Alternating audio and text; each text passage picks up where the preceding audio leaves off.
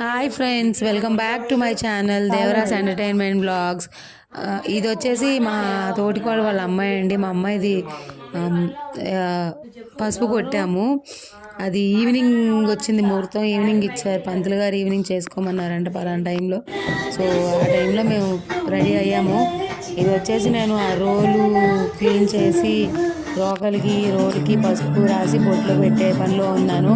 అక్కడ ఉన్న వాళ్ళందరూ తలా ఒక ఫోన్ పట్టుకొని అందరూ కెమెరామెన్లు అయిపోయారండి. అందరూ పిల్లలు కానించి పెద్దోళ్ళ దాకా అందరూ ఫోటోలు తీసే పనిలోనే ఉన్నారు. నేనైతే ఇక్కడ దానికి బొట్లు పెట్టేసేస్తున్నాను. ఇప్పుడు రెడీ అయ్యే వాళ్ళు రెడీ అవుతూ ఫోటోలు తీసుకునే వాళ్ళు ఫోటోలు తీసుకుంటూ కూర్చొని ముచ్చలాడుకుంటూ ఉన్నారు.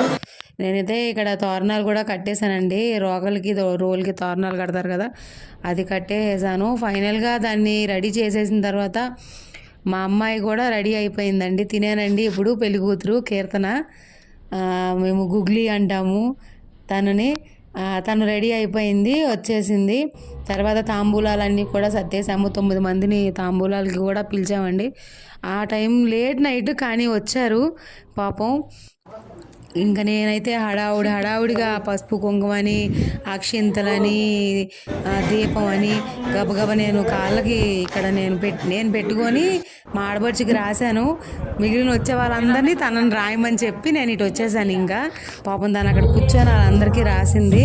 ఇంకా టైం అయిపోతుందని గబగబా ముత్తైదులు వస్తే వాళ్ళ చేతిలో ఆరతి పెట్టేసి, ఈవిడ బ్రాహ్మిన్స్ ఆంటీ చక్కగా నీట్గా మంచి పాట కూడా పాడతారు. చూడండి, వినండి, మీకు పాట వినిపిస్తుంది ఇప్పుడు. అసలు నేను చక్కగా చేశారు. ఇది దీపం అండి, పసుపు కుంకుమల్ని పాట పాడతారు. చూడండి అని చక్కగా పాడతారు.